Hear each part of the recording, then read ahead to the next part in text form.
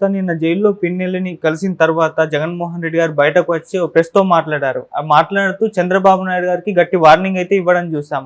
అయితే చాలా మంది అసలు జగన్మోహన్ రెడ్డి గారు ఏం చేయబోతున్నారు? ఇంత వార్నింగ్ ఇచ్చారు కదా! ఎటువంటి వ్యూహాలతో రాబోతున్నారు? ఎలా చంద్రబాబు నాయుడు గారిని ఎదుర్కోబోతున్నారని చెప్పేసి అనుకుంటున్నారు సార్. మరి దీనికి చంద్రబాబు గారు ఎటువంటి ప్రతివ్యూహం పన్నుతారంటారు? మీరేం చెప్తారు సార్ దీని గురించి? జగన్ ఓడిపోయిన తర్వాత రెండోసారి మీడియా సమావేశం చేశారు. నిజానికి ఆయన ముఖ్యమంత్రిగా 5 ఏళ్లలో ఎప్పుడు కూడా ఆయన మీడియా సమావేశం చేయలేదు. మీడియాని కంప్లీట్గా అవాయిడ్ చేస్తూ తన ఆత్మలాగా ఉన్న సజ్జల రామకృష్ణారెడ్డి ద్వారానే ఆయన ఏ విషయం చెప్పాలనుకున్నా చెప్పించాడు తప్ప తను డైరెక్ట్గా మీడియాతో రాలేదు. ఒక రకంగా మోడీ ఆదర్శం. మోడీ కూడా ఎప్పుడు మీడియా సమావేశాలు పెట్టలేదు. అది మోడీకి అక్కడ చెల్లుబాటు అయింది, కానీ జగన్కి అది కూడా దెబ్బ తగిల వాటిలలో అది కూడా కారణం అనేది ఇవాళ విశ్లేషణ.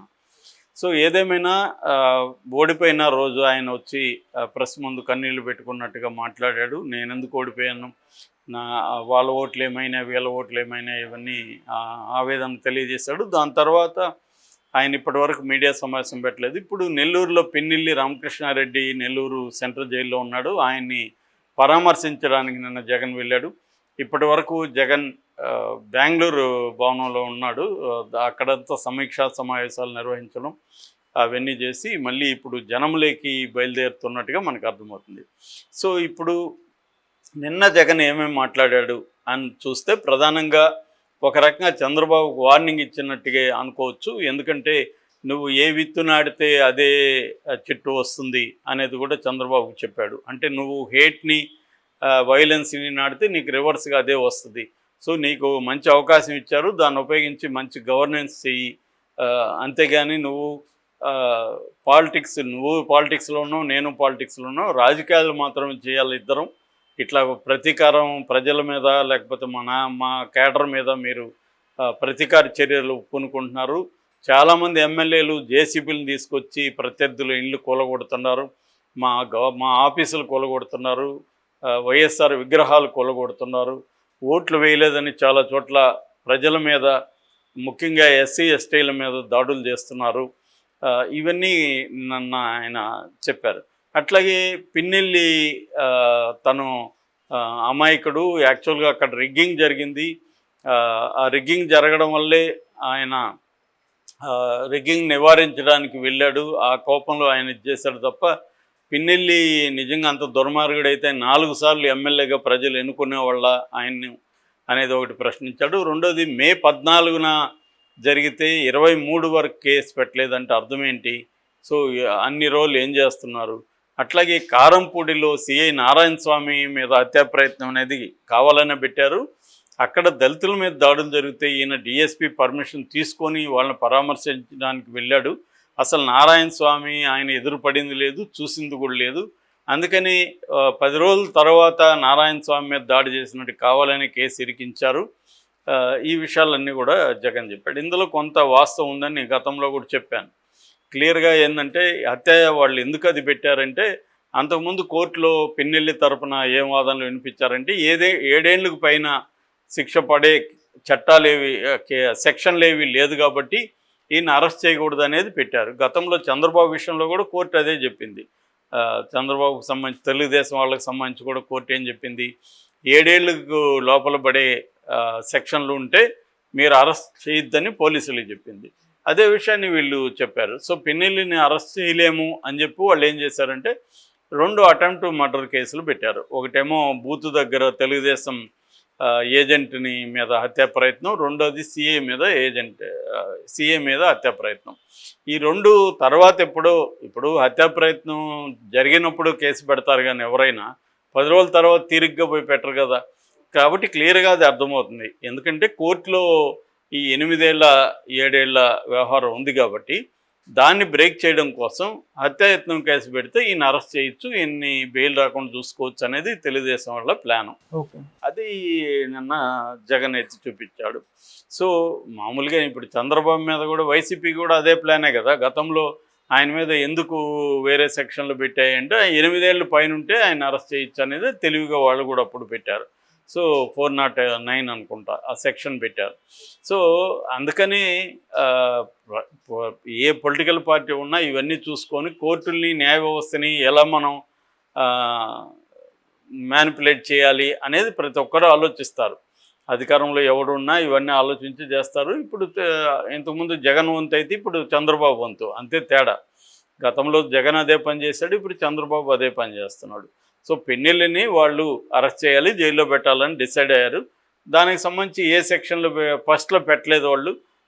పెట్టకపోవడం వల్ల దాని పర్యావరణం మన పరిణామం ఏమైందంటే కోర్టులో వాదనలు వాళ్ళు గట్టిగా, ముఖ్యంగా వాళ్ళ తరపున Niranjan Reddy supreme court judge advocate plus Rajya Sabha సభ్యుడు వైసీపీ, ఆయన ఆర్గ్యుమెంట్స్ వినిపించాడు. అనేక సుప్రీంకోర్టు జడ్జిమెంట్స్ను కూడా ఆయన కోర్టు చేశాడు.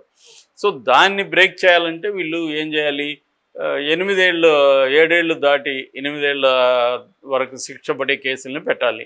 అందుకని 2 హత్య కేసులను ఆయన మీద పెట్టారు.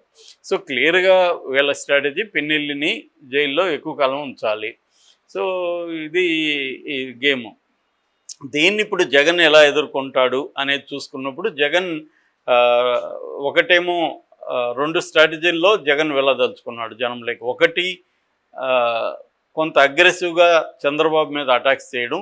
అంటే ఒకటి, చంద్రబాబు దొంగ హామీలు ఇచ్చి అధికారంలోకి వచ్చాడు అన్న నెరేటివ్ని బలంగా తీసుకెళ్ళడం. మేము చెడ్డ చేసి ఓడిపోలేదు, మేము మంచి చేసే ఓడిపోయినాము, మా మీద నెగిటివ్ ఓటు కాదు, మాకు 40% వచ్చింది, మాకున్న గతంలో ఉన్న 50%లో 10% చంద్రబాబు వైపు షిఫ్ట్ అయింది. అది కూడా చంద్రబాబు ఒకటే కాదు, ముగ్గురు కలిసి రావడం. ఈ 10% షిఫ్ట్ అవ్వడానికి ప్రధాన కారణం చంద్రబాబు ఇచ్చిన దొంగ హామీలు అన్న నెరేటివ్ని ఆయన తీసుకెళ్తున్నాడు. ఇక్కడ కేసీఆర్ వాళ్ళ జగన్ మిత్రుడైన కేసీఆర్ ఏ నెరేటివ్ని అయితే జనంలోకి తీసుకొచ్చాడో అదే నెరేటివ్ జగన్ కూడా తీసుకెళ్తున్నాడు. అంటే వాళ్ళు ఓపెన్గా ఇన్సైడ్లో ఆత్మవిమర్శ చేసుకొని ఉంటారు, మన వైపు నుంచి ఏమేమి తప్పులు జరిగాయి చేసుకొని ఉంటారు. కానీ అది ప్రజల్లో చెప్తే నెగిటివ్ అవుతుందని చెప్పి, సో చంద్రబాబు దొంగ హామీల్ని నమ్మి ఈ 10% చంద్రబాబు వైపు మొగ్గడం వల్లే చంద్రబాబు గెలిచాడు అనేది చెప్తున్నారు. అయితే కేసీఆర్ ప్రజల్ని నిందించాడు ఇక్కడ. వీళ్ళు అనవసరంగా మోసపోయారు, ఒక పాలిచ్చే గేదెను వదిలేసి ఒక దున్నపోతుని తెచ్చుకుని, ఆ పని జగన్ చేయట్లేదు. అక్కడ జగన్ ప్రజల్ని ఏమీ నిందించట్లేదు, కొంత మోసపోయారని మాత్రమే చెప్తున్నాడు. ప్రజలు నాకు ద్రోహం చేశారు అవన్నీ జగన్ మాట్లాడట్లేదు. సో ఏదేమైనా ఎసెన్స్లో ఇద్దరిది ఒకటే.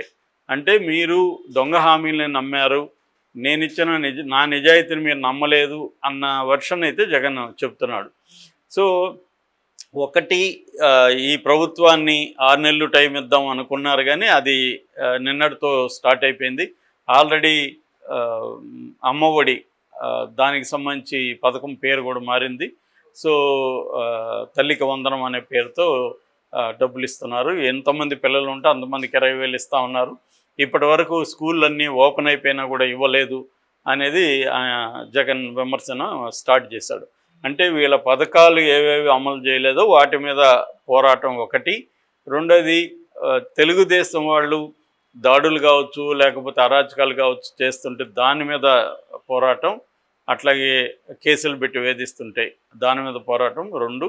మూడవది, ప్రజల్లో సింపతి గెయిన్ చేయడానికి, చూడండి చంద్రబాబు మా మీద రెవెంజ్ మొదలుపెట్టాడు, ఇలా చేస్తున్నాడు చూడండి, నేనెప్పుడు ఇలా చేయలేదు అనే ఒక వెర్షన్ని జనంలోకి తీసుకురావడం.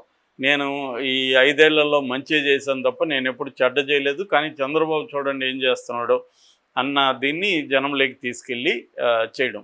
దీనివల్ల జగన్కున్న వ్యూహం ఏంటంటే, ముందు తన కేడర్ని నాయకత్వాన్ని మొరేల్ నిలబెట్టుకోవడం, వాళ్ళ ఆత్మస్థైర్యం దెబ్బతినకుండా చూసుకోవడం, అందులో ఎక్కువ మంది చేజారిపోకుండా చూసుకోవడం.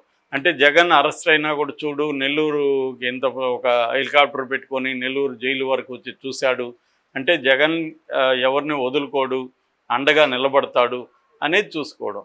రెండోది, లీగల్ సిస్టమ్ని డెవలప్ చేసుకోవడం. చంద్రబాబుకి ఉన్న బలం అంతా కూడా లీగల్ సిస్టమే.